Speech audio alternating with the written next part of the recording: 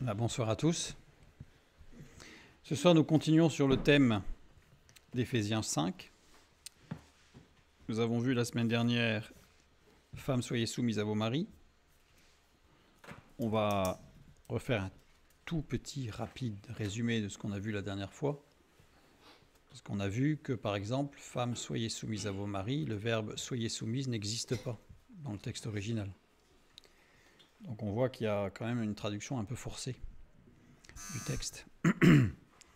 Et donc, on va refaire un tout petit résumé. Ceux qui prendront la vidéo en replay, je leur conseille vivement et fortement de visualiser la première vidéo avant celle-ci, parce qu'il y a des choses qu'on ne va pas répéter ici, évidemment.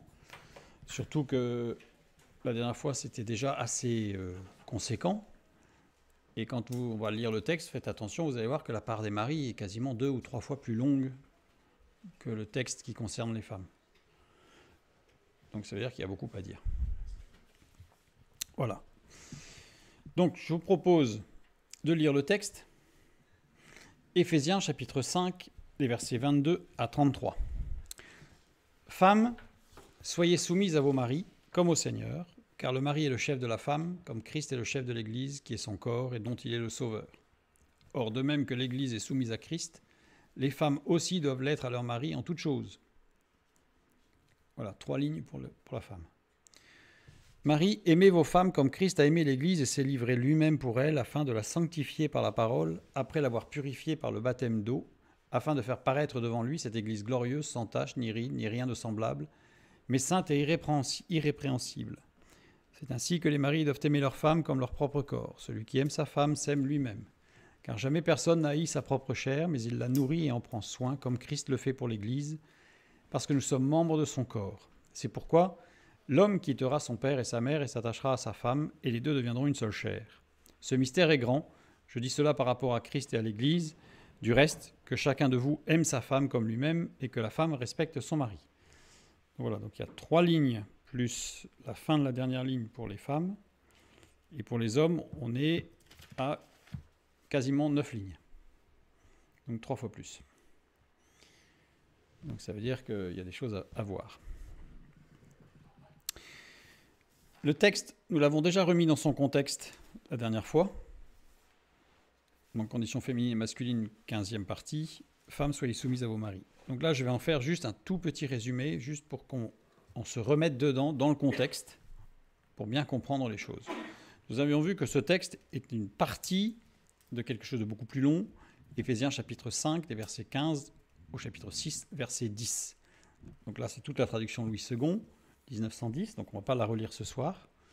On a vu qu'elle était en 2 parties. Il y avait d'abord des exhortations morales diverses. Ensuite, il y avait des exemples qui illustraient ces exhortations morales diverses, et que le centre, le point pivot de tout ce passage est vous soumettant les uns aux autres dans la crainte de Christ. Ça, c'est le message central, avec des exemples. Donc il y a des exhortations, ensuite vous soumettant les uns aux autres dans la crainte de Christ, puis ensuite des exemples. Et parmi ces exemples, il y a « Femmes, soyez soumises à vos maris » et « Maris, aimez vos femmes ». Voilà. Donc là, on va voir le deuxième exemple. Puisque le premier exemple, c'était « Femmes, soyez soumises à vos maris » et le deuxième exemple, c'est « Maris, aimez vos femmes », sachant que le deuxième exemple est directement lié au premier, puisque les deux sont évidemment inséparables. Inséparables. Donc, Éphésiens 5, 21, vous soumettant les uns aux autres dans la crainte de Christ.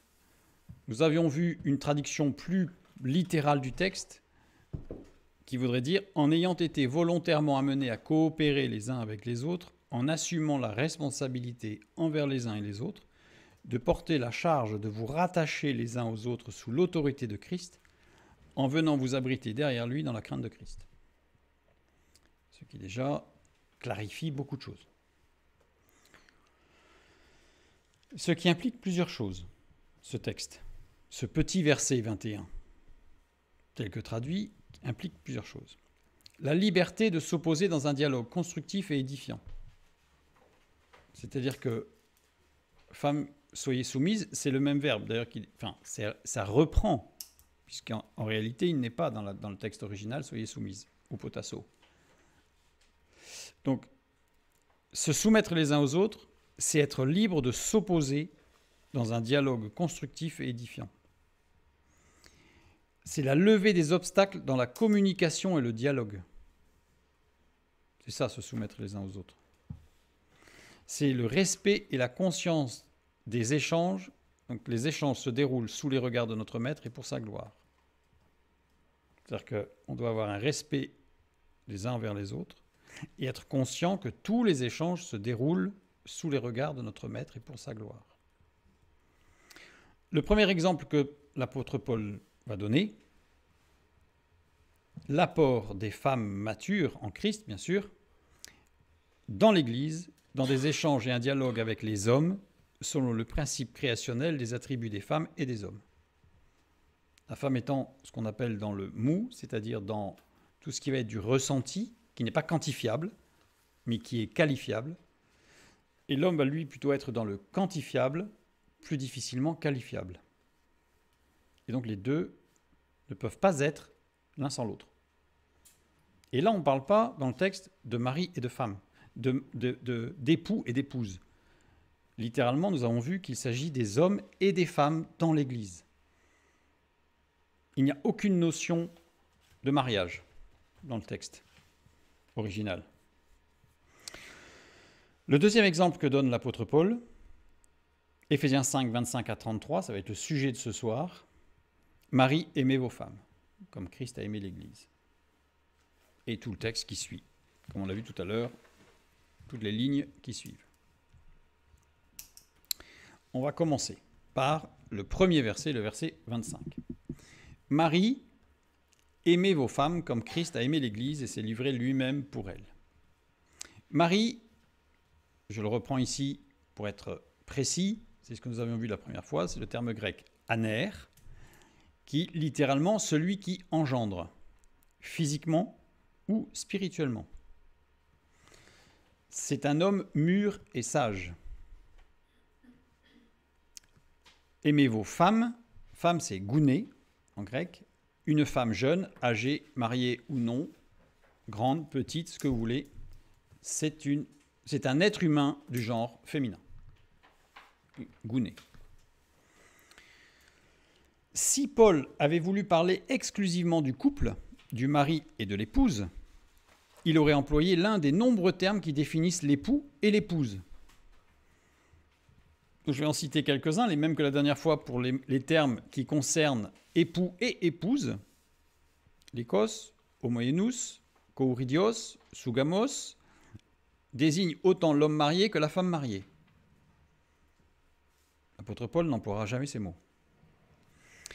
Et s'il avait voulu employer le terme de époux, homme marié, il aurait pu employer akoites, ou numpheuter, ou gambros, ou gametes, ou kouridios, ou alors epaktos, ou posis, ou alors ktaomai omai, ou alors numphon, ou alors eurenetor, ou alors subkoitos, etc. Parce que j'en ai mis que quelques-uns.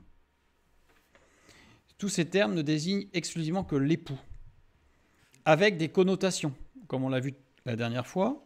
Quand il s'agissait de l'épouse, il y a des termes grecs. Quand l'épouse est considérée comme la femme à tout faire, il y a un mot particulier. Quand c'est celle qui va être là uniquement pour avoir des enfants, il y a un mot particulier. Quand c'est celle qui est pour la satisfaction de l'homme dans la sexualité, il y a un mot particulier. Bref, et puis il y a aussi un mot pour l'épouse, respectée et dans l'équilibre de l'épanouissement. Et bien pour les hommes, c'est la même chose. On a toute une panoplie de termes qui sont avec des connotations plus ou moins amélioratives, plus ou moins péjoratives, voire pas de connotation du tout. Donc si l'apôtre Paul avait voulu parler de l'époux et de l'épouse, il avait un choix, un panel de choix extraordinaire, et il n'aurait jamais utilisé aner ou gouné. Donc en utilisant aner ou gouné, c'est qu'il ne s'agit ni d'un époux, ni d'une épouse, ni d'un homme, un être masculin, un être humain masculin et un être humain féminin. Parce qu'en français, c'est difficile, parce que comme le mot femme peut revêtir les deux sens, il faut faire attention. Ceci étant dit, nous pouvons continuer. Donc, je reprends quand même la traduction à chaque fois. Mais on a bien compris qu'en fait, il ne s'agit pas des maris, mais il s'agit des hommes. Marie, aimez vos femmes. Hommes, aimez les femmes. Aimez les femmes comme Christ a aimé l'Église et s'est livré. On est dans le cadre de l'Église. Souvenez-vous du contexte. C'est dans le cadre de l'Église. On va voir ce que ça veut dire, aimer les femmes. Comme Christ a aimé l'Église et s'est livré lui-même pour elle, donc là on voit que le niveau est quand même élevé, afin de la sanctifier par la parole après l'avoir purifiée par le baptême d'eau. Alors ça ne veut, tel que traduit là, ça ne veut rien dire. Comment aimer une femme? Alors comme Christ a aimé l'Église, on peut dire qu'on peut y arriver. Mais il l'a aimée afin de la sanctifier par la parole après l'avoir purifiée par le baptême d'eau. Qu'est-ce que ça veut dire? Afin de faire paraître devant lui cette Église glorieuse, sans tache, ni ride, ni rien de semblable, mais sainte et irrépréhensible. Alors, tel que c'est traduit, on a l'impression que Paul, il fallait qu'il place ça quelque part, il l'a placé là. C'est ce que ça donne l'impression, parce qu'on se dit c'est comme un cheveu sur la soupe. Donc on a vu que Aner, je reprends, celui qui engendre, il faut vraiment avoir ça à l'esprit, parce que tel que c'est traduit, c'est très insidieux, parce que ça oriente immédiatement notre pensée. Donc je le remets. C'est un homme mûr et sage, reconnu comme tel. Voilà, un homme marié ou non, mais en tout cas, il est mature et solide. Donc, Paul s'adresse aux hommes matures. Aimez vos femmes, idios. Idios qui appartient en propre à quelqu'un ou quelque chose, c'est-à-dire propre, particulier, qui a une nature à soi, c'est-à-dire une femme avec un F majuscule. Particulier, séparé, distinct. Donc ça veut dire qu'il s'adresse aux femmes matures. Un homme mature va aimer, et on va voir ce que ça veut dire, une femme mature. Aner. Quelle différence avec Numphios? Numphios que l'on trouve dans Apocalypse chapitre 18 verset 23 pour parler de l'époux. La lumière de la lampe ne brillera plus chez toi et la voix de l'époux et de l'épouse ne sera plus entendue chez toi. Là, il n'est pas parlé de Aner, il est parlé de Numphios dans l'Apocalypse. Le mot épouse ici, c'est Numphé. Donc là, on est vraiment dans l'épouse. On n'est pas dans Gouné, on est dans l'épouse. Qu'est-ce que ça veut dire Numphios? Ça veut dire jeune époux. Jeune époux, bibliquement, ça veut dire celui qui ne connaît pas encore la nature, la profondeur du couple et qui va apprendre à se connaître au travers de la relation avec son épouse et qui va apprendre à connaître son épouse au travers de la relation qu'il va avoir avec elle. Ce n'est pas un homme mature dans la relation époux-épouse. Ça ne veut pas dire qu'il n'est pas bien, ça veut dire qu'il est en apprentissage. Il nous fait jeune épouse. Dans Apocalypse 18, 23, il est parlé d'un jeune époux et d'une jeune épouse qui ne sont pas encore pleinement matures dans la vie de couple. Ça va être important. Donc Numphios, un homme marié ou fiancé, mais pas encore une épaule solide pour son épouse. Pourquoi pas encore une épaule solide pour son épouse? Parce que la femme n'a pas encore, je mets entre parenthèses, confiance. Parce que c'est quelque chose qui se construit, la confiance. On donne souvent l'image, la confiance, d'une bouteille d'eau qui se remplit goutte à goutte, et quand elle se renverse, elle se vide très vite. Et quand on la redresse, il faut du temps pour la remplir. La confiance, c'est quelque chose qui se construit. Pourquoi un homme qui n'a pas une épaule solide pour son épouse? Parce que l'homme est en train de se construire avec son épouse.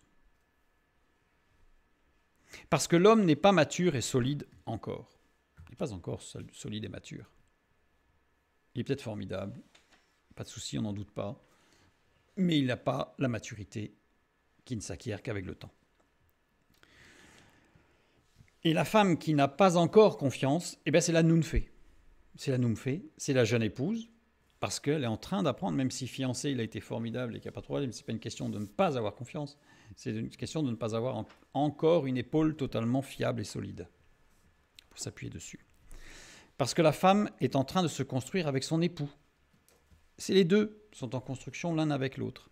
Parce que la femme n'est pas engagée dans le dialogue constructif.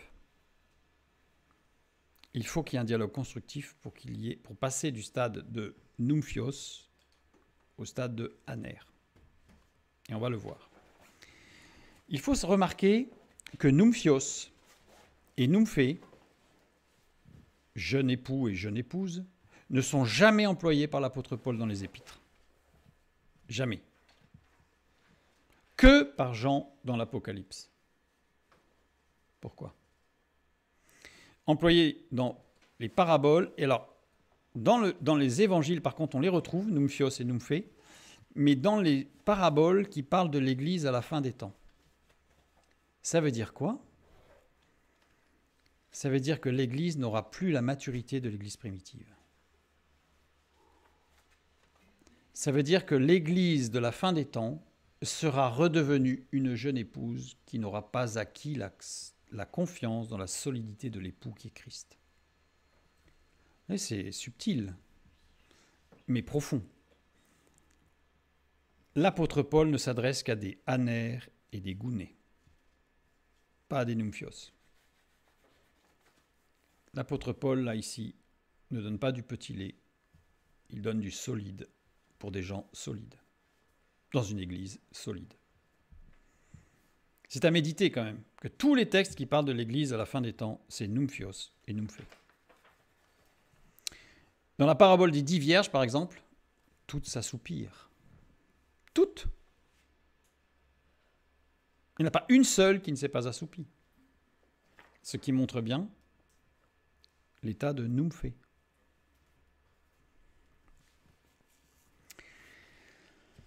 On a vu que vos femmes, idios, qui a un caractère, qui est mature en Christ. Donc il s'adresse, les hommes matures en Christ doivent aimer les femmes matures en Christ.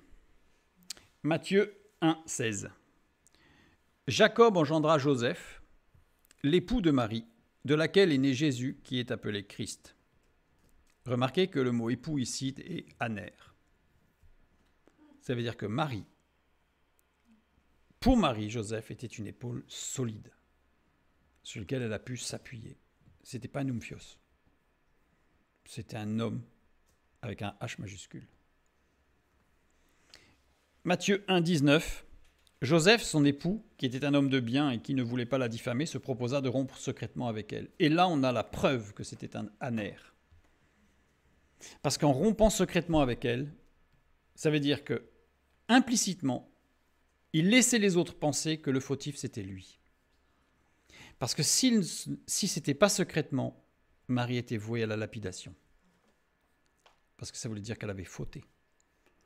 Et donc Joseph, un homme solide, a pris sur lui et a dit on va rompre secrètement, comme ça je prends sur moi l'adultère pour protéger Marie. Donc là on a une définition comme Christ a aimé l'Église. Joseph est un exemple de aner. Je donnais l'exemple, c'est pour bien comprendre ce qu'est aner. C'est quelque chose de très très fort. Le texte souligne par l'emploi de aner que Joseph était un homme mature qui écoutait Marie et qui lui offrait une épaule solide et sûre. Un conseil sage, intelligent et solide. Mais parce qu'il écoutait Marie. On reprend notre texte. Donc avec une traduction plus juste. Hommes matures en Christ, aimez les femmes matures en Christ, c'est-à-dire engagés dans une coopération, dans le dialogue pour l'union du corps de Christ, comme Christ a aimé l'Église. On se rapproche beaucoup plus du texte. Maintenant, il reste quelques mots importants quand même. Aimer. Agapao. Alors, ce terme-là, très souvent, on sent, on mesure, on imagine quelque chose de très fort, puisqu'il n'y a que Dieu. C'est l'amour de Dieu, c'est agapao, il n'y a que Dieu qui peut aimer comme ça ou qui peut tendre à aimer comme ça. Mais qu'est-ce que ça veut dire? On ne sait pas. Et bien ce soir, on va regarder. Ce soir, on va essayer de voir qu'est-ce que c'est que cet amour agapao. Il est différent de philandria. Philandria, c'est un amour entre époux. Donc il est clair qu'on n'est pas dans mari et femme. Sinon, l'apôtre Paul aurait employé philandria. Marie, aimez vos femmes. Philandria. C'est le terme grec qui correspond à l'amour d'un homme vers une femme quand ils sont mariés ou d'une femme vers un homme quand ils sont mariés. Là, on est sur agapao, sur autre chose. Agapao désigne un amour qui ne peut venir que de Dieu. Désigne un amour qui ne peut que renvoyer à Dieu. Amour qui ne fait appel ni à une charge émotionnelle, ni à une charge sentimentale. Qu'est-ce qu'une charge émotionnelle? Une émotion est une réaction psychologique et physique à une situation. C'est une réaction. Agapao n'est pas une réaction. Une émotion, une citation, pour bien comprendre, de Descartes, de toutes les sortes de pensées que l'âme peut avoir, il n'y en a point d'autre qui l'agitent et l'ébranlent si fort. C'est l'émotion. Prenons garde à nos émotions. Un couple ne se construit pas sur des émotions. L'Église ne se construit pas sur des émotions.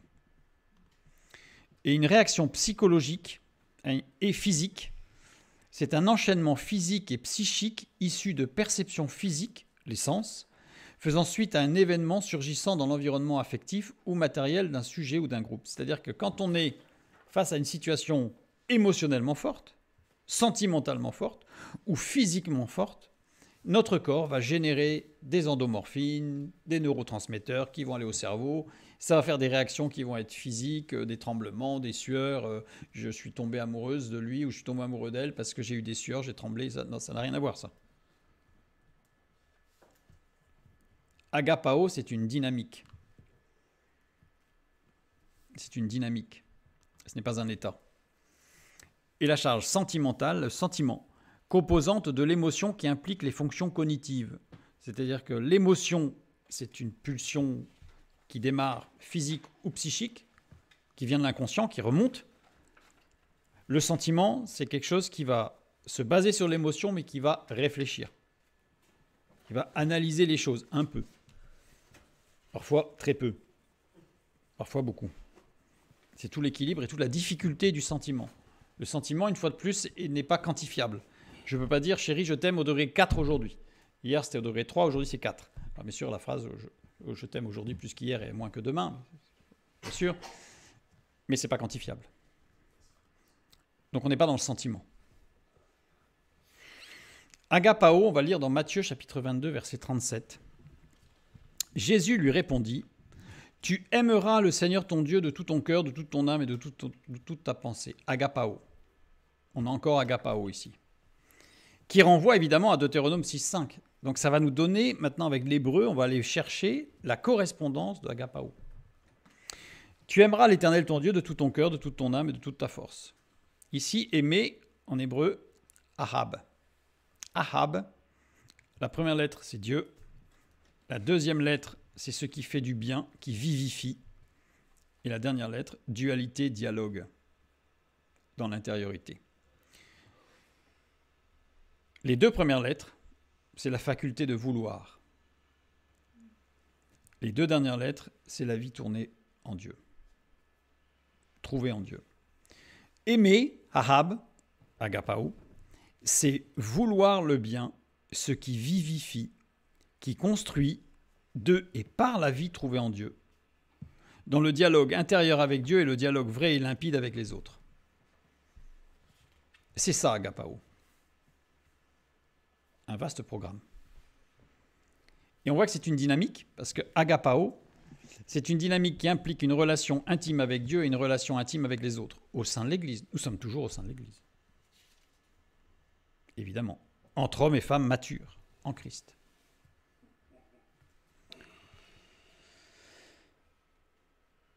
Comme Christ a aimé l'Église. Agapao.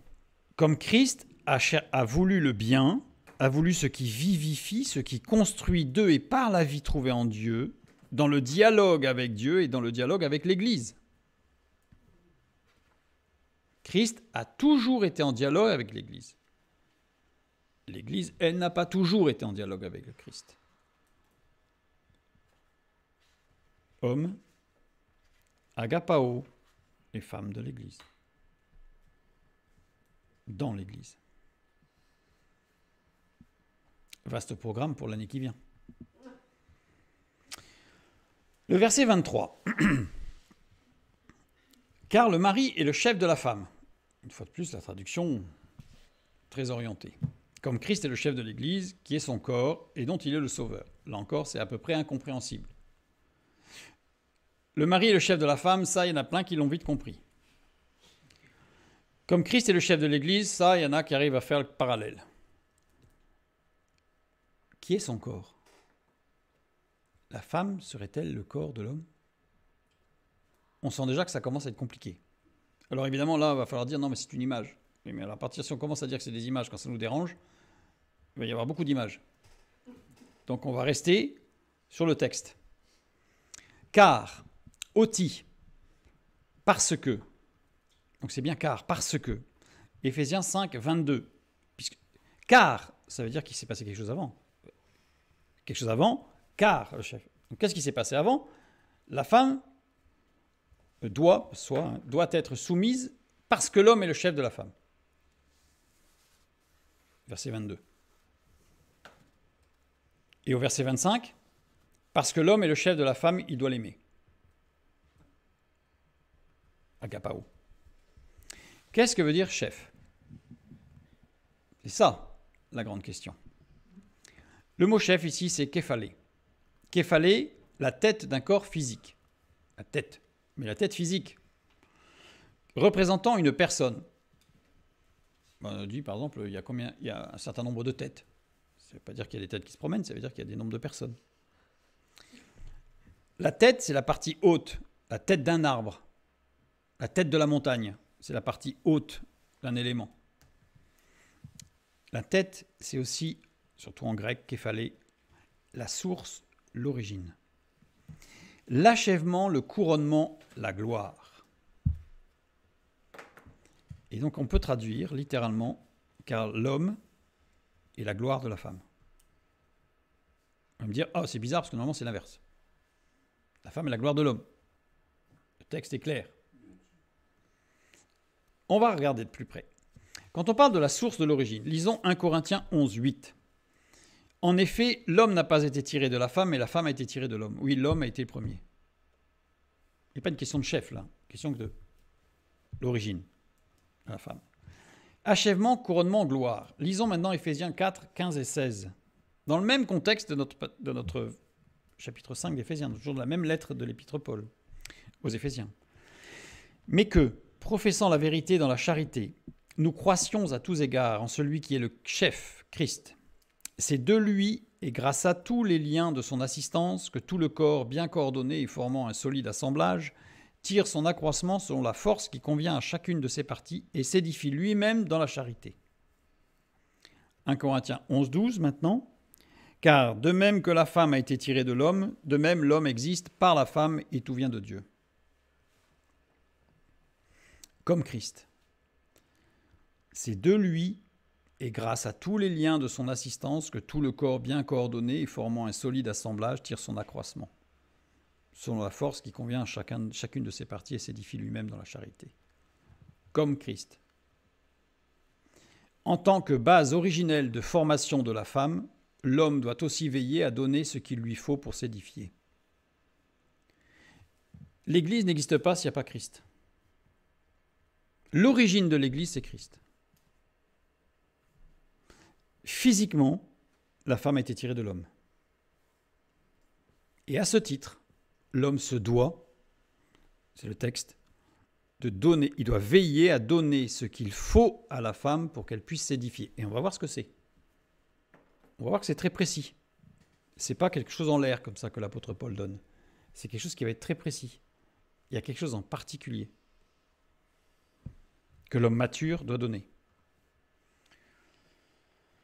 Genèse chapitre 2, verset 24. C'est pourquoi l'homme quittera son père et sa mère et s'attachera à sa femme, et ils deviendront une seule chair. Comme je l'ai dit la dernière fois, c'est un texte qui est, une fois de plus, comme un cheveu sur la soupe. Dans Genèse chapitre 2, Adam et Ève ne sont ni époux-épouse. Ils n'ont pas de père et pas de mère. Et Dieu leur dit, l'homme quittera son père et sa mère. C'est bizarre. Ils ne sont pas encore époux-épouse, il n'y a pas eu de relation sexuelle, il n'y a rien. C'est deux êtres en fait qui découvrent la création de Dieu. Ils n'ont pas de père et de mère. Et Dieu leur dit, l'homme quittera son père et sa mère. Il faut le comprendre, ce texte. Et il s'attachera à sa femme. Le verbe s'attacher ici, dabak. Dabak, les deux premières lettres, dalet beit, développent toutes les idées d'affluence, d'émanation, de communication et de transmission. S'attacher à sa femme, c'est communiquer, c'est transmettre, c'est émettre quelque chose. Une émanation, c'est émettre quelque chose. Et la dernière lettre, kof, qui tranche, qui change. Signe compressif et tranchant. Il représente la force agglomérante et la force réprimante. C'est un signe qui est particulier puisque c'est une force. La communication est une force qui va rendre cohérent et qui va souder. Mais la communication peut être aussi quelque chose qui va détruire. Il y a toute l'ambiguïté dans le terme. Et on va voir ce qui va se passer. Il quittera son père, Azab, partir de laisser derrière, décharger, aider. Ça veut dire aussi aider. Hein. Il est conjugué au mode imparfait. C'est-à-dire que l'action est répétée, continue. Ça ne peut pas être quitté. On ne peut pas quitter de façon permanente. Je quitte tous les jours. À un moment donné, on peut comprendre que, par exemple, un homme qui se marie quitte ses parents pour s'établir avec son épouse, mais ce n'est pas de l'imparfait. Ce n'est pas tous les jours qu'il quitte ses parents. Il quitte ses parents une fois, normalement. Il quitte ses parents une fois. C'est fini. Ce serait du parfait. Là, c'est de l'imparfait. Donc, c'est quelque chose de continu. Donc, quitter, la traduction ne peut pas aller. Voilà, l'imparfait, c'est un processus ou une condition non accomplie, inachevée, prolongée, qui se continue. La séparation de l'homme d'avec ses parents n'est pas une cassure, mais un processus. Un processus durant lequel il décharge ses parents de la fourniture des éléments de sa construction. Et après lequel il pourra les aider en tant qu'homme solide, aner. Donc il y a toute une progression en fait. En fait, il y a un changement de mode de fonctionnement. Quand il est dit que l'homme quittera son père et sa mère, il passe du mode apprenant, enfant, qui apprend, qui est grandi, qui évolue, qui se fortifie, pour passer au stade de aner, de mature. Et quand il est mature, alors il peut donner et il peut construire. Donc c'est toute une progression en fait. C'est pour ça que c'est de l'imparfait. Il passe du mode de consommateur au mode d'édificateur, de constructeur. On a un processus initié et conduit et géré par les parents, depuis qu'il est bébé, pas que les garçons, hein, les filles aussi, mais là on parle de l'homme en l'occurrence, tout particulièrement ce soir. Les parents, dans un fonctionnement normal, vont amener l'enfant, le petit garçon, à devenir un grand garçon, à devenir un adolescent, à devenir un jeune homme. Mais dans le processus, en fait, il y a de la maturité. Et peu à peu, le jeune homme va s'éloigner de ses parents, mais pas les quitter. Mais c'est pour ça que c'est de l'imparfait. On est dans un processus. On est dans un processus. Et on a un processus dans l'autre sens qui va se faire à l'horizontale. Processus peu à peu totalement géré par l'homme. C'est-à-dire qu'au départ, c'est les parents qui gèrent tout. Et peu à peu, le jeune homme va apprendre à gérer une partie, puis un peu plus. Les parents vont les gérer un peu moins.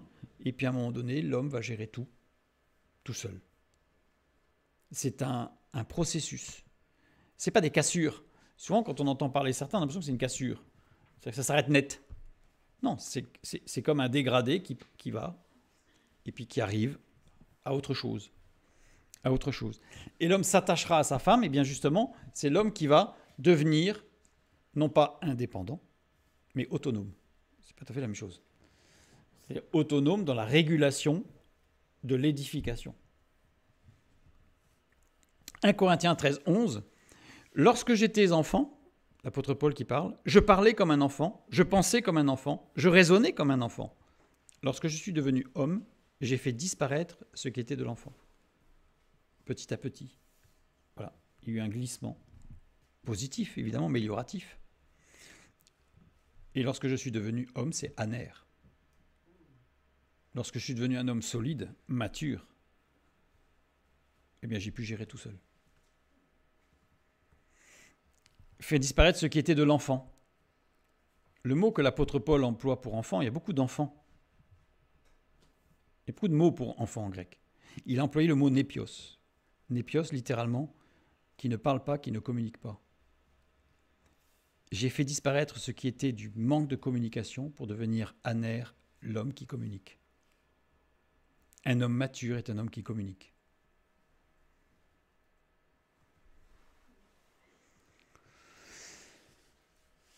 Qu'est-ce que ça veut dire développer toutes les idées d'affluence, d'émanation, de communication et de transmission? Ce sont des concepts qui peuvent paraître complexes. On va regarder ce qui se passe. On va faire un petit détour. Genèse 2:7. L'Éternel Dieu forma l'homme de la poussière de la terre, il souffla dans ses narines un souffle de vie et l'homme devint un être vivant.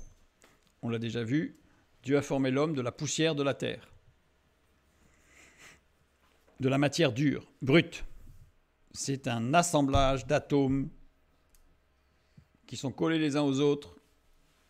C'est de la mécanique. Et après, il y a le souffle de vie. La matière dure, puis l'émotionnel et le spirituel.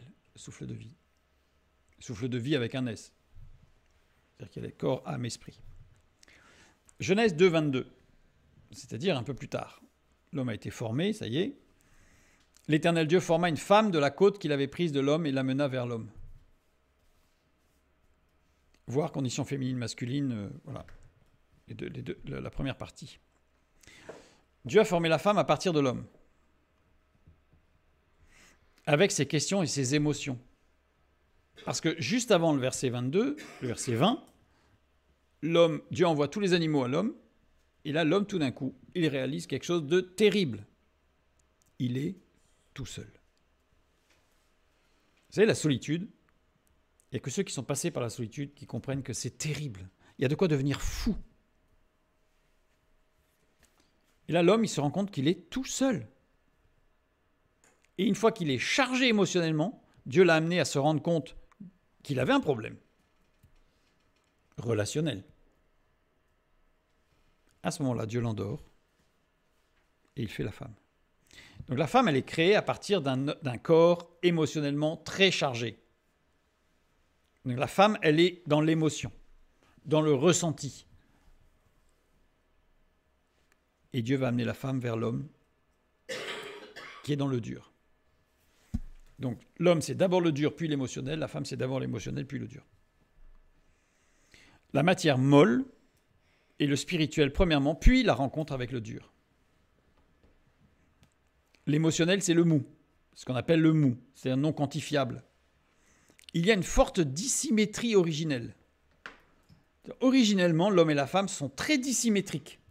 Ils ne sont pas du tout semblables. Ils ne sont pas non plus opposés, ils sont dissymétriques. Dans certains moments de tension, de peur, de trouble, l'être humain a tendance à se réfugier dans un état originel. Le réflexe. Quand on est dans un moment de grande souffrance, de grande peur, de grande difficulté, instinctivement, on revient dans un état originel. L'homme, instinctivement, qu'est-ce qu'il va faire? Il va se refermer et se mettre solitaire. La femme, quand elle a un grand problème, qu'est-ce qu'elle va faire? Elle va chercher à parler, à communiquer. On voit bien la dissymétrie, très forte.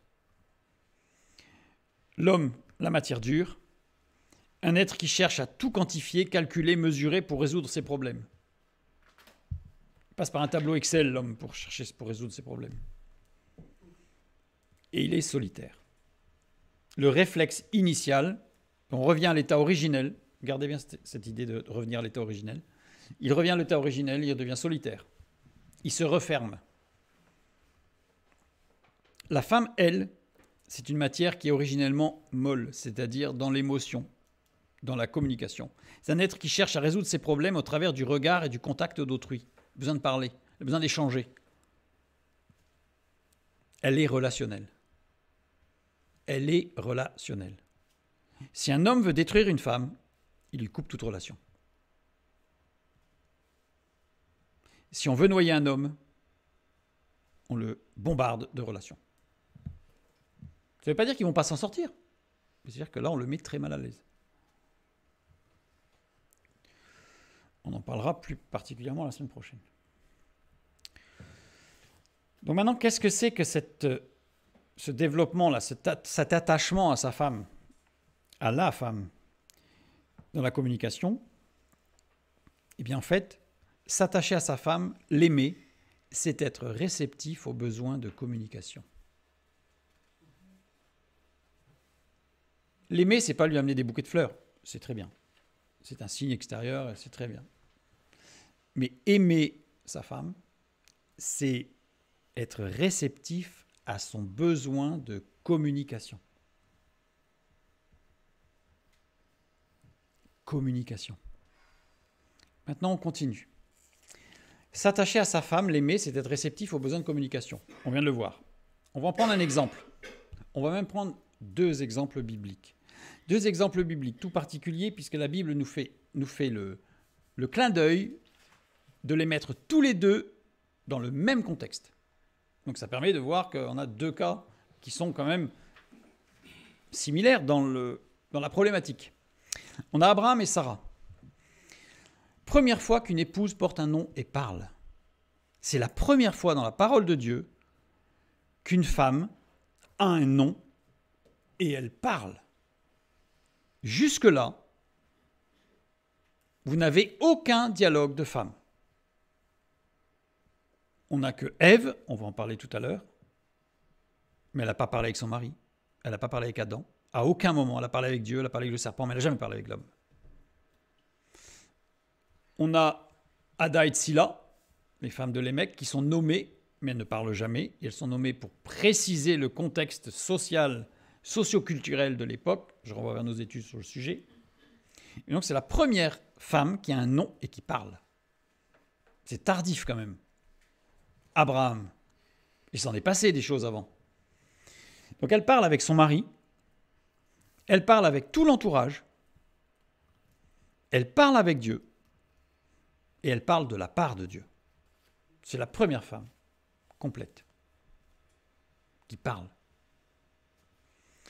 Genèse 21, les versets 9 à 12. Sarah vit rire le fils d'Agar, l'Égyptienne. Qu'Agar, l'Égyptienne, avait enfanté à Abraham. Et elle dit à Abraham, elle parle à Abraham, « Chasse cette servante et son fils, car le fils de cette servante n'héritera pas avec mon fils, avec Isaac. » Cette parole déplut fort aux yeux d'Abraham. C'est quand même pas n'importe qui, Abraham. À cause de son fils. Mais Dieu dit à Abraham, « Que cela ne te déplaise pas à tes yeux, à cause de l'enfant et de ta servante. Accorde à Sarah tout ce qu'elle te demandera, car c'est d'Isaac que sortira une postérité qui te sera propre. » Là, Dieu dit, Abraham, il soulève le lobe de l'oreille d'Abraham légèrement, il lui dit, Abraham, Sarah a raison. C'est de ma part qu'elle parle. Donc là, Abraham, il va falloir qu'il écoute sa femme. Donc la première femme qui parle, elle parle à son mari, et Dieu dit à l'homme, écoute. Sarah vit rire. On va voir le contexte. Pourquoi elle a parlé, Sarah? Vous allez voir que c'est très, très violent. Sarah vit rire le fils d'Agar, Tsarak. Tsarak, conjugué au radical piel et au mode participe. Au radical piel, ça veut dire que c'est intensif. Seulement 2 emplois de cette conjugaison. C'est-à-dire que ce verbe tsarak, il n'y a que 2 passages bibliques où on l'emploie au radical piel et au mode participe. Participe, c'était une action qui était en cours. Radical piel, c'est qu'elle était jusqu'au bout. Donc on n'est pas dans une intention, on est dans une action aboutie. L'autre passage, c'est dans Genèse chapitre 26, des versets 8 et 9a, le début du verset 9. Comme son séjour se prolongeait, il arriva qu'Abimelech, roi des Philistins, regardant par la fenêtre, vit Isaac qui plaisantait avec Rebecca, sa femme. Abimelech fit appeler Isaac et dit certainement c'est ta femme. Parce que si tu fais ce genre de choses à une femme, c'est que c'est ta femme. Donc on imagine que ce n'est pas une blague. Désigne des attouchements sexuels licites uniquement dans le cadre du mariage. Ça veut dire que Ismaël a abusé sexuellement d'Isaac. C'est violent. On comprend que Sarah ait réagi et qu'elle soit sortie de ses gonds. Raison des problèmes sexuels ultérieurs d'Isaac. On va en parler. On va en parler. Sarah est dans le dialogue avec son époux. Elle parle, même si ça déplaît à son mari. Elle s'oppose, mais dans le bon. C'est ce qu'on a vu la dernière fois. Littéralement, Dieu créa une femme semblable à lui, littéralement, qui est capable de s'opposer comme un ennemi. Comme un ennemi, qui n'est pas un ennemi, mais qui s'oppose comme un ennemi. Comme je l'ai dit, quand on a un ami, un véritable ami, c'est celui qui est capable de nous dire non. C'est celui qui est capable de s'opposer à nous. Ça, c'est un ami. Un ami qui n'est pas capable de s'opposer à nous si on fait n'importe quoi, ce n'est pas un ami. C'est un fan. C'est dangereux. Sarah était inspirée par Dieu dans sa décision.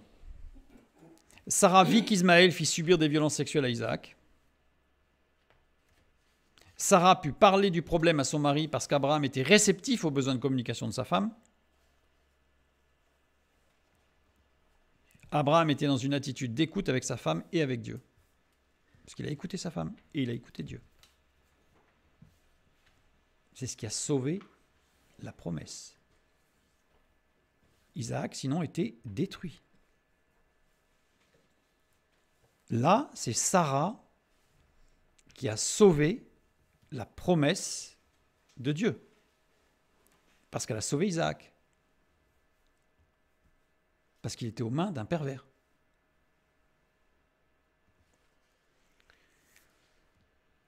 Donc le besoin de communication, s'attacher à sa femme, l'aimer, c'est être réceptif aux besoins de communication, ce besoin de communication de la femme vers l'homme.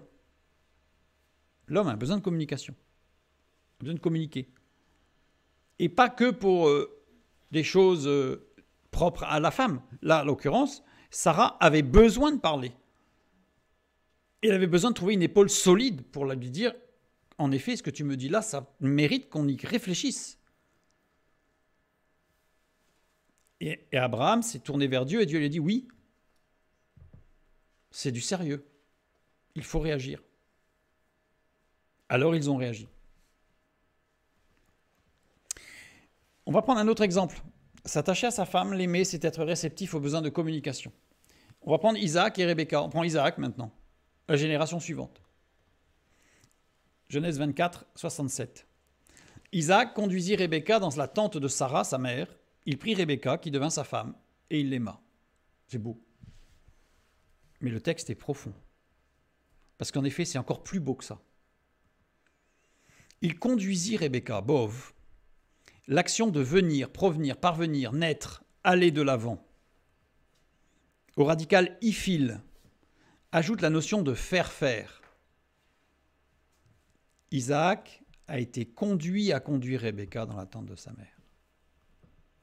Mode imparfait, c'était un long processus. Un long processus. Rappelez-vous ce qui est arrivé à Isaac. Dans la tente de sa mère, Oéla, la tente, les deux premières lettres désignent la volonté profonde. Les deux dernières lettres, faire éclater la puissance divine, donner le mouvement vital à la matière. Rayonner. Je renvoie vers l'étude complète pour savoir ce qui s'est passé. On n'en fait qu'un résumé. C'est dans la communication avec Rebecca, sa femme, qu'Isaac put guérir de sa blessure infligée par Ismaël et qu'il a pu avoir une relation avec une femme. Parce qu'il ne le pouvait pas. De par les violences qu'il avait subies. Plus tard, Romains 9, 10, nous lisons « Et de plus, il en fut ainsi de Rebecca, qui conçut du seul Isaac notre père. » C'est bizarre cette phrase quand même. Ça laisse sous-entendre qu'il y avait un petit doute peut-être. Non, pas du tout. Littéralement, c'est « De plus, il en fut ainsi de Rebecca qui, du seul, conçut Isaac notre père. » Ça veut dire quoi? Du seul, c'est « eis » en grec, on est dans le Nouveau Testament. Unique. Concevoir, coïter. Non désignant la semence masculine. Il y a un petit mot qui n'est pas traduit, écho. Avoir à la main, se tenir soi-même de telle ou telle manière. Il n'y eut qu'un seul acte procréateur qui a été mené par Rebecca, parce qu'Isaac ne pouvait pas. Alors, ce n'est pas le sujet de ce soir, de voir qu'est-ce qui s'est passé, parce que le texte biblique nous le permet de comprendre, mais voilà. Mais comment ça a été possible?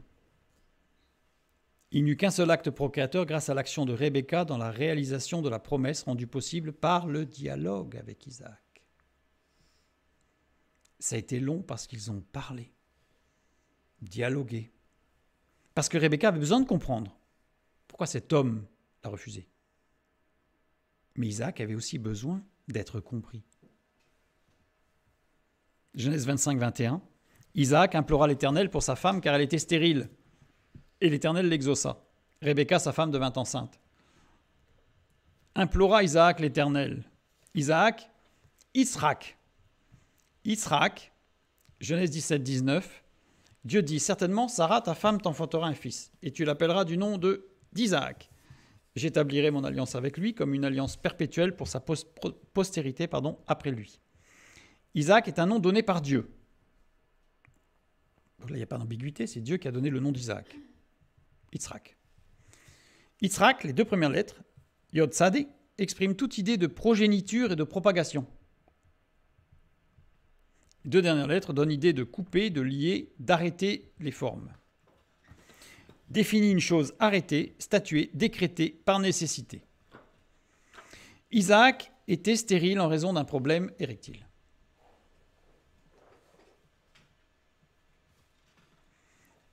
Or, le texte nous dit que l'Éternel pour sa femme, car elle était stérile. Mais le mot stérile ici, c'est akar. Akar qui veut dire sans enfant. Elle n'était pas stérile, mais elle n'avait pas d'enfant. Et pour cause. Et pour cause. Donc ici, quand on parle de besoin de communication, il faut savoir que c'est aussi un besoin de communication de l'homme provenant de la femme. C'est-à-dire que l'homme a un besoin de communication intérieure profond, qu'il va certainement refuser. Parce que le mou lui fait peur. Parce qu'il n'est pas originel, le mou, chez lui. Donc l'homme va préférer se réfugier dans la solitude, le dur. Alors qu'il a besoin du mou.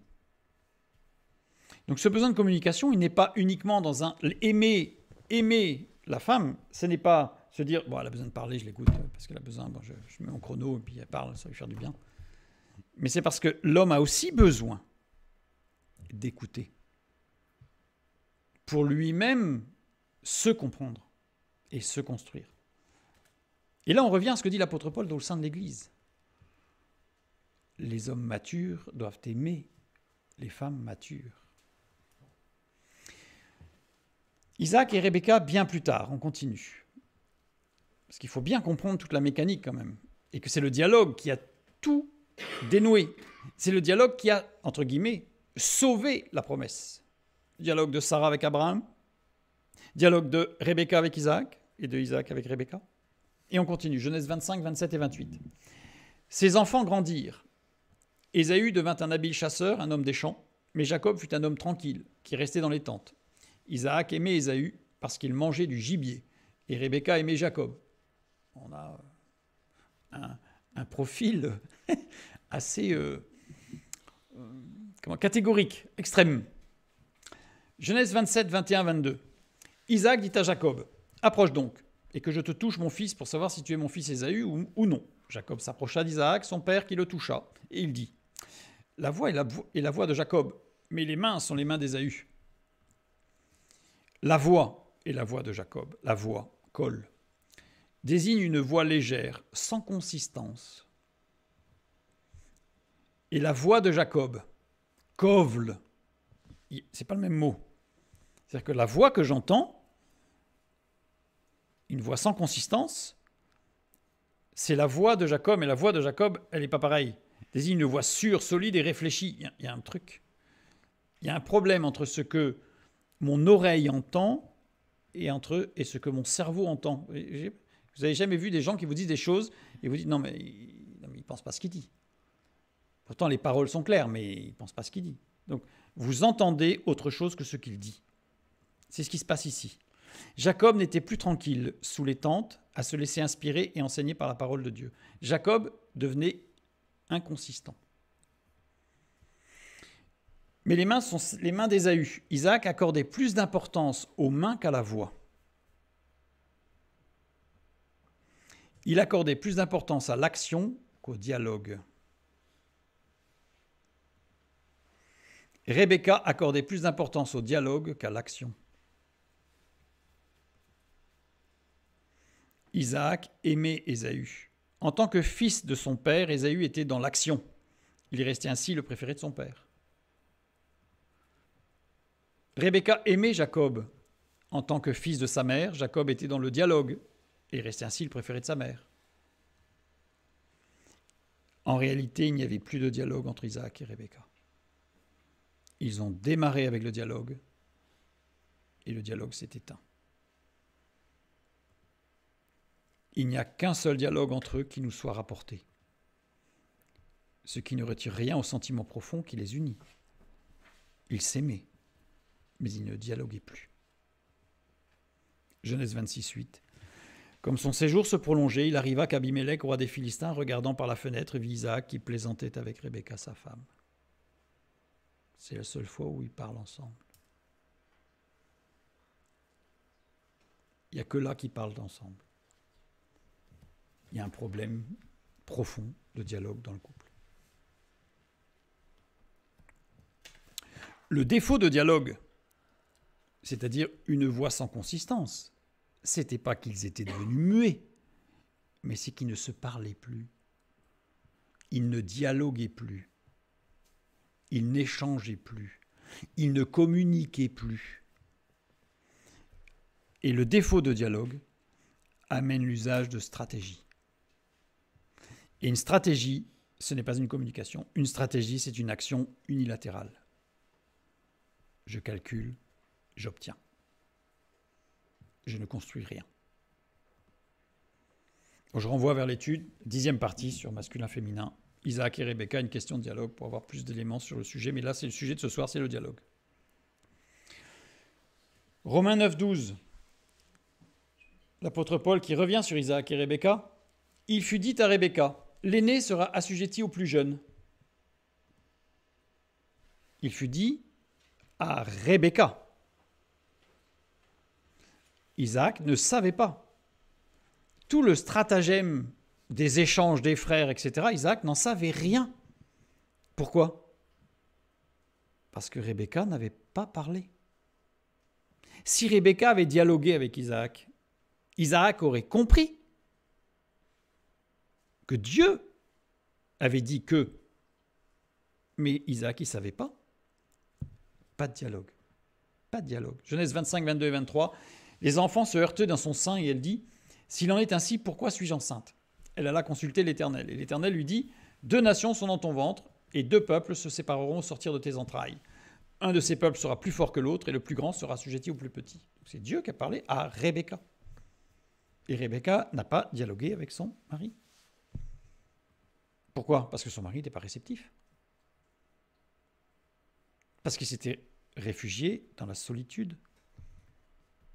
Pourtant, il avait fait une expérience dans le dialogue puisqu'il a été guéri d'un traumatisme profond. Le verset 24. Les jours où elle devait accoucher s'accomplirent et voici, il y avait 2 jumeaux dans son ventre. Et voici, innés. Regardez de façon continue sur le long terme. Ce mot est utilisé dans 4 contextes précis. Avant l'annonce d'une vérité importante, en référence au passé, au présent, indiquant une certaine vérité, soit nouvellement affirmée, soit nouvellement reconnue. En référence au futur, pour introduire une déclaration solennelle et importante. Attention, écoutez bien. Le plus souvent après les verbes « voir » et « découvrir », pour rendre une description historique vivante sous une tournure légèrement exclamative, pour introduire une supposition « si ». Et dans ces 3 cas-là, il est toujours suivi ou précédé d'une locution ou d'un suffixe inné. Mais là, il n'a pas. Il n'a pas de préfixe ou de suffixe ou de locution qui sont placés avant. Ça veut dire que c'est pour interpeller une personne. Indique que la personne ne peut faire autrement qu'être soumise et obéir. C'est « Oh là là, incroyable, il y a des jumeaux !» Ça veut dire qu'elle a passé toute sa grossesse avec des jumeaux, elle le savait et son mari ne savait pas. Ça montre bien qu'il y avait un énorme problème de dialogue. Il n'y avait pas de dialogue. Il n'y avait pas de dialogue. Ce fut une surprise pour les autres, dont le père d'Isaac. Tout le monde était surpris. « Oh, c'est des jumeaux, non !» 9 mois, elle le savait, Dieu lui avait confirmé, elle n'avait rien dit. Gros problème de dialogue. Il n'y avait plus de dialogue entre Isaac et Rebecca. Ils ont commencé par le dialogue, et ils ont fini par le mutisme et les stratégies. Puisque quand vous prenez la fin de vie d'Isaac et Jacob et Rebecca, ce ne sont que des stratégies. C'est-à-dire plus de dialogue. Que des stratégies pour obtenir. Genèse 12, 13. Comme il était près d'entrer en Égypte, il dit à Sarai, sa femme, donc là on est revenu sur Abraham, « Voici, je sais que tu es une femme belle de figure. Quand les Égyptiens te verront, ils diront, c'est sa femme. Et ils me tueront, ils te laisseront la vie.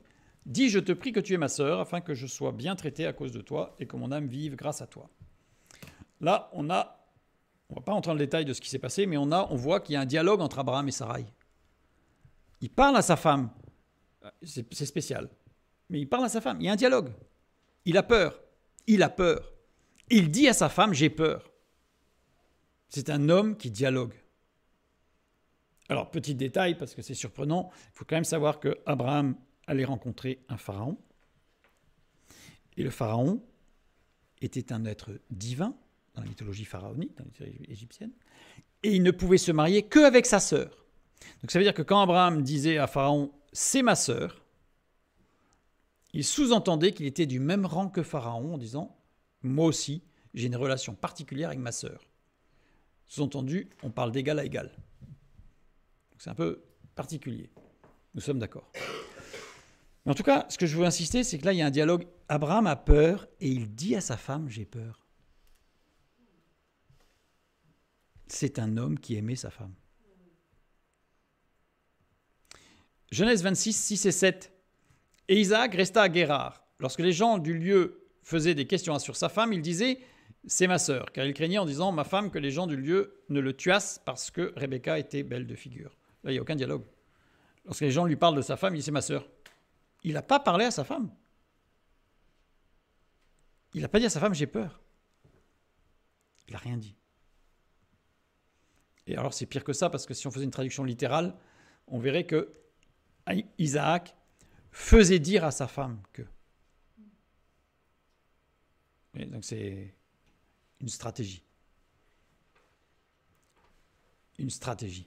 Donc là, il n'y avait plus de dialogue entre Isaac et Rebecca. Il y a eu au début, fort heureusement, parce que sinon il n'y aurait pas eu les enfants, Ésaü, Jacob, la promesse. Encore une fois, c'est le dialogue qui a sauvé, entre guillemets, parce que Dieu est souverain, qui a sauvé la promesse de Dieu. On revient maintenant, on a fait une grande digression, mais c'était important de voir ça. Quelques exemples rapides pour voir l'importance du dialogue homme-femme. Et donc ici, on comprend que s'attacher à sa femme, l'aimer, c'est être explicite, vrai et clair dans les informations échangées. Explicite, vrai, clair. Abraham, j'ai peur. C'est clair. Après, la gestion derrière, c'est un autre problème. C'est autre chose. On n'est plus dans le même débat. Isaac, motus et bouche cousue. Rebecca, après, au début, oui. Après, motus et bouche cousue. Vous imaginez qu'il savait même pas, elle n'a même pas annoncé qu'elle avait des jumeaux. C'est quand même incroyable. Ça, c'est la transmission. Donc, on a bien les aspects de s'attacher à sa femme, c'est communiquer et transmettre. C'est donner une communication vraie, c'est pas juste parler du temps, de la hauteur de la pelouse. Non, c'est échanger sur des choses profondes. Évidemment, dans le sein du couple, c'est même des choses intimes. Au sein de l'Église, c'est pas forcément des choses intimes, mais des choses profondes, des choses vraies, claires, et sans avoir peur de l'affrontement, du conflit. Parce que des fois, on s'oppose, on n'est pas d'accord. Sarai et Abraham n'étaient pas d'accord. Si Abraham n'avait pas écouté Sarai, Isaac était détruit. Isaac, au départ, solitaire, dans un mutisme total, Rebecca est allée le chercher dans le dialogue.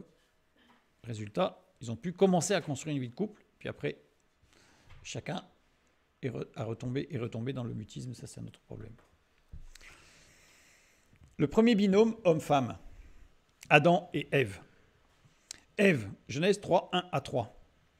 Le serpent était le plus rusé de tous les animaux des champs que l'Éternel avait fait. Il dit à la femme, Dieu a-t-il réellement dit, vous ne mangerez pas de tous les arbres du jardin? La femme répondit au serpent, nous mangeons du fruit des arbres du jardin, mais quant au fruit de l'arbre qui est au milieu du jardin, Dieu a dit, vous n'en mangerez point et vous n'y toucherez point de peur que vous ne mouriez.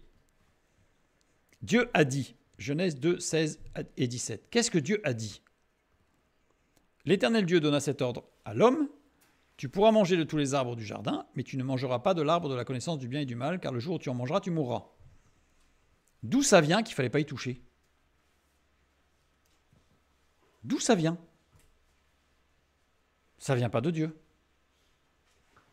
Dieu avait dit tu n'en mangeras pas. Il n'a pas dit tu toucheras pas, il a dit tu n'en mangeras pas.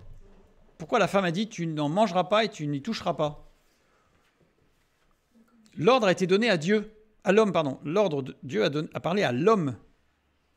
L'homme sous-estimant la femme, peut-être, j'ai mis un point d'interrogation, parce que augmenta la restriction de la parole de Dieu, parce que c'est l'homme qui a dit à la femme il ne fallait pas en manger.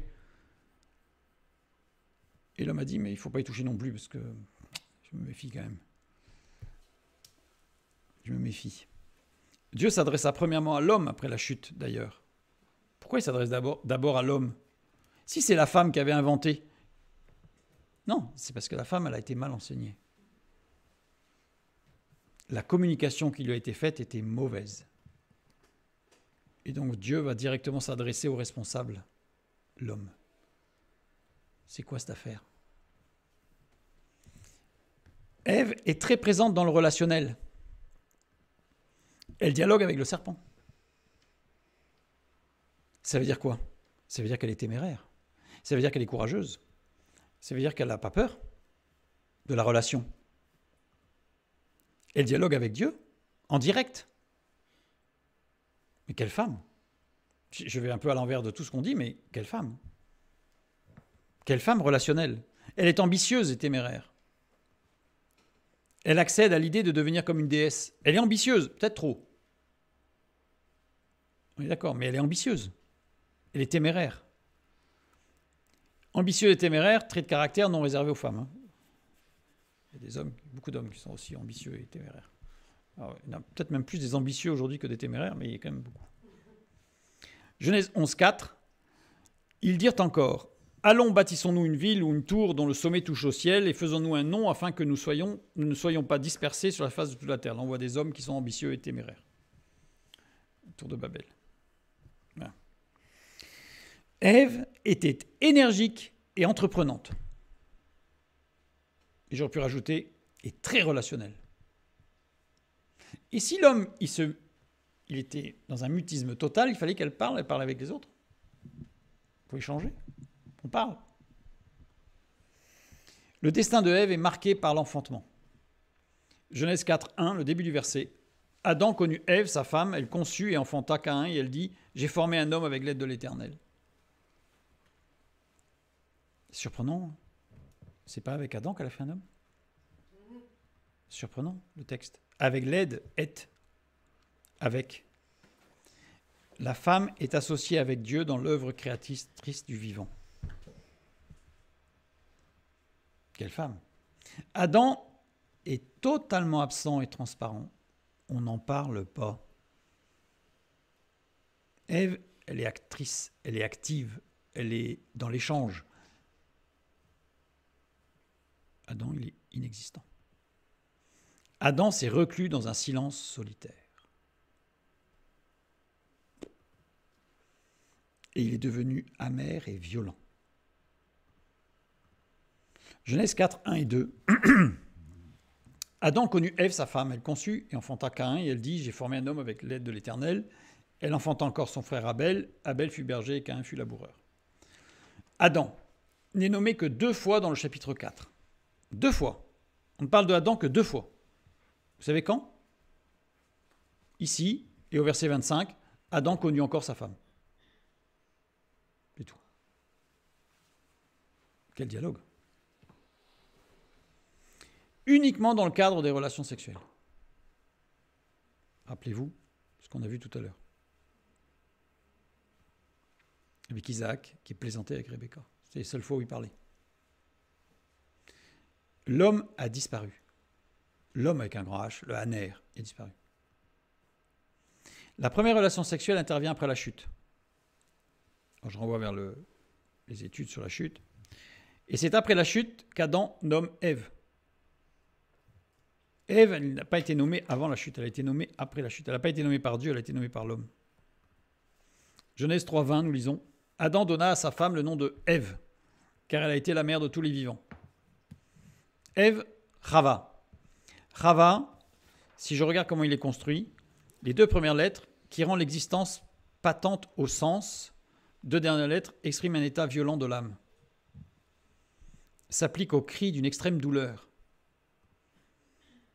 On peut le voir autrement, on pourrait le voir les 2 lettres extrêmes, peint la violence d'un coup porté, et les 2 lettres intérieures désignent un clou. Désigne une conversion, une transformation. Le nom que donne Adam à sa femme n'est que violence et douleur. En fait, il l'accuse de tous les maux. Le nom qu'il lui donne, en fait, c'est pour lui dire c'est de ta faute. Car elle a été la mère, M, mère d'un humain ou d'un animal, la mère physique. L'origine de tous les vivants, Rai. Rai au singulier. Ce n'est pas tous les vivants.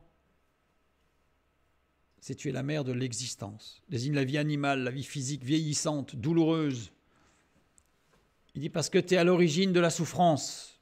Voilà pourquoi il lui dit je t'appelle Ève. Quelle violence. C'est le seul dialogue qu'on a d'Adam vis-à-vis de Ève. C'est le seul dialogue qu'on a d'Adam vers Ève. Le premier dialogue rapporté entre Adam et Ève est indirect. C'est du dénigrement. Parce que c'est indirect. Parce qu'il parle avec Dieu, il dit c'est la femme que tu as mis à côté de moi là. C'est un boulet. Il l'accuse. Il est amer et violent envers la femme qui est rabaissée. Ça, c'est le premier dialogue. Il n'y a pas eu de construction. Après l'entrée de la sexualité dans la vie du couple, l'homme n'est plus l'amoureux bien-aimé. Il abandonne sa femme. Il est violent avec sa femme, autant physiquement que psychologiquement. Il ne voit en elle qu'une femelle reproductrice qui peut assouvir ses pulsions par le sexe. C'est tout. Ça, c'est Adam. Non mais le texte biblique est d'une extrême, je dirais, crudité. La traduction a édulcoré énormément de choses, pardon. Mais le texte original est très très dur.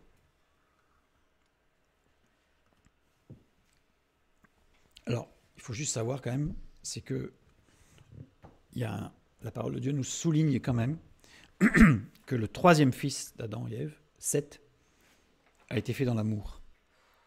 Le texte biblique le montre. Et que justement, Adam est revenu de cette position et a aimé sa femme. Et le 3e fils a été fait dans l'amour. Voilà, je ferme la parenthèse.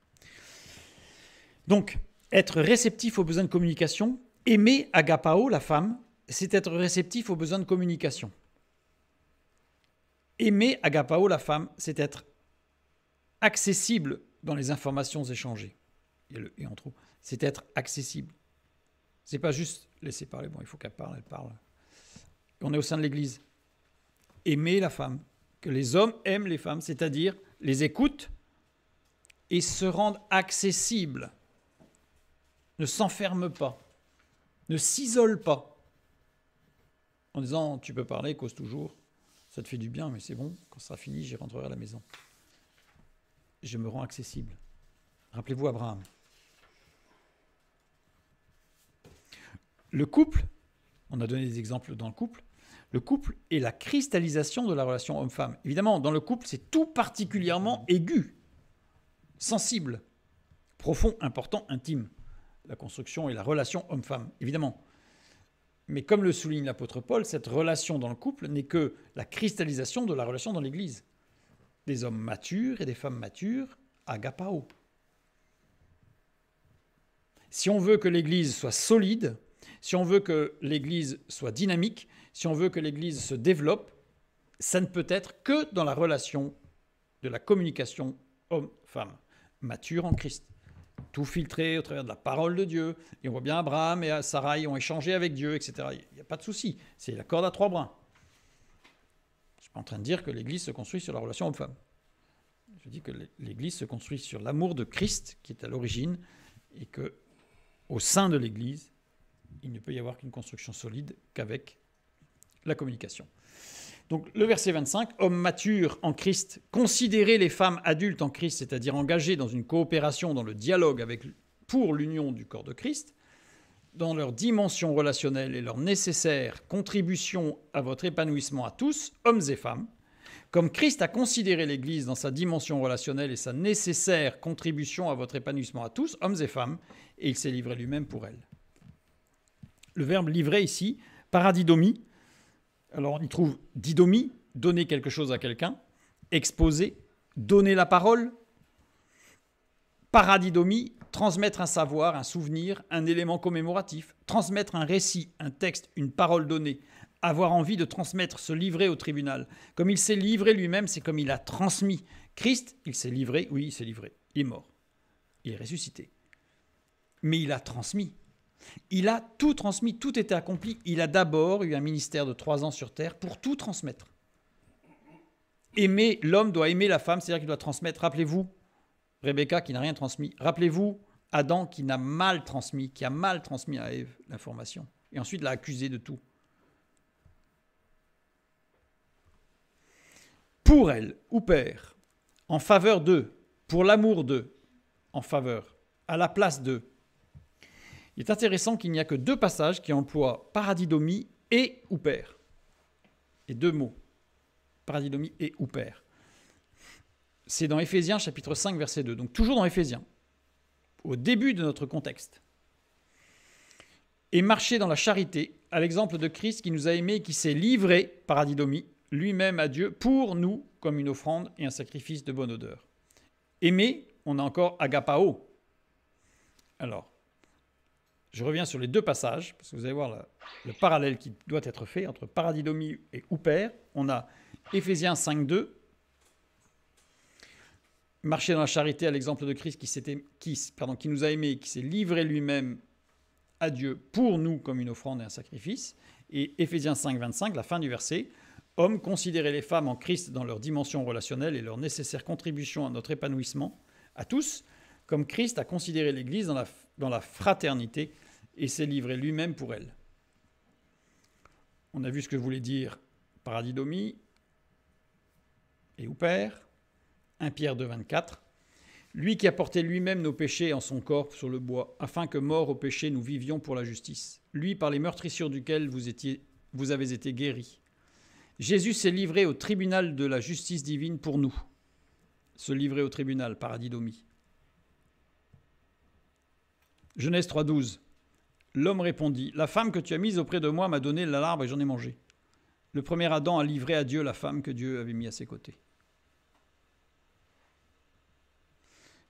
Jean 8, 28. « Vous connaîtrez ce que je suis et que je ne fais rien de moi-même, mais que je parle selon ce que le Père m'a enseigné. » Jésus nous a transmis tout ce qu'il a reçu du Père.